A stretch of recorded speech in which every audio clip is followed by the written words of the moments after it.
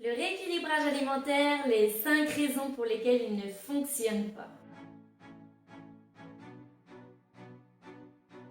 Vous avez entrepris un rééquilibrage alimentaire mais vous avez l'impression de stagner ou que cela ne fonctionne pas. Est-ce que vous vous êtes posé les bonnes questions? Est-ce que vous êtes bien entouré? Je vais vous exposer dans cette vidéo les 5 raisons pour lesquelles cela ne fonctionne pas. Bonjour à tous et bienvenue dans cette nouvelle vidéo. Je m'appelle Jennifer, je suis coach équilibre et nutrition et je suis là pour vous accompagner dans le rééquilibrage alimentaire, se faire plaisir sans frustration et sans restriction, se faire plaisir en mangeant. Je vous invite tout d'abord à vous abonner à ma chaîne et à mettre un petit pouce bleu à cette vidéo. La première raison pour laquelle votre rééquilibrage alimentaire ne fonctionne peut-être pas, c'est est-ce que vous êtes fixé des objectifs précis?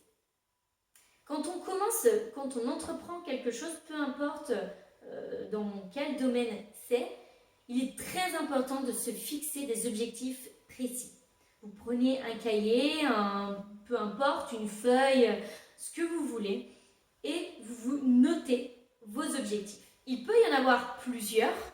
Il peut y avoir par exemple un gros objectif et dessous va en découler plusieurs petits que d'ailleurs c'est vraiment ce qu'il faudrait faire au mieux, c'est d'avoir un gros objectif mais de le diviser en plusieurs petits objectifs pour pouvoir avancer et se dire ok, j'ai déjà atteint un objectif, je passe au suivant. Voilà. Donc si vous ne vous êtes pas du tout fixé d'objectif, que vous vous lancez comme ça dans quelque chose sans vraiment savoir où aller, il se peut que du coup ce soit pour ça aussi que ça ne fonctionne pas. La deuxième raison pour laquelle ça ne fonctionne peut-être pas, c'est que vous avez peut-être peur de passer réellement à l'action. Vous avez peut-être vraiment envie d'entreprendre quelque chose de différent, un rééquilibrage alimentaire parce que vous vous rendez compte que votre alimentation elle n'est pas saine, mais entre se dire que ce qu'on fait c'est pas très bien et passer à l'action réellement en entreprenant des choses, ça c'est encore autre chose. Si vous avez vraiment peur de passer à l'action ou qu'il y a quelque chose qui vous bloque, forcément ça ne fonctionnera pas. La troisième raison, c'est si vous vous fixez trop de restrictions et que vous ne vous faites pas suffisamment plaisir. Quand on entreprend un changement alimentaire, peu importe dans quelle direction on va, il est important de se faire de temps en temps plaisir. Il ne faut pas être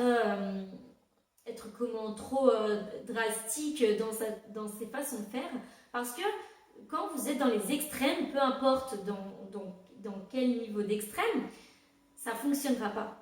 Ce sera voué à l'échec.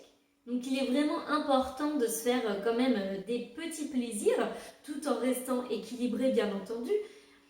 Mais comme on l'a vu dans la vidéo précédente par exemple, si vous avez envie de quelque chose quand vous passez devant une boulangerie, devant un magasin, c'est pas la peine de vous restreindre, de dire non, c'est pas pour moi, ça va pas rentrer dans mon rééquilibrage alimentaire. Pas du tout. La quatrième raison, arrêtez de procrastiner. Procrastiner, c'est toujours de remettre au lendemain les choses que vous pouvez faire maintenant. C'est pas une critique envers vous, mais la procrastination, ça peut être dans tous les domaines.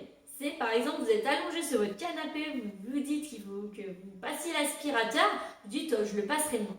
Mais pourquoi en fait? Si vous avez besoin de passer l'aspirateur, faites-le tout de suite, comme ça après vous êtes débarrassé. Donc là c'est pareil.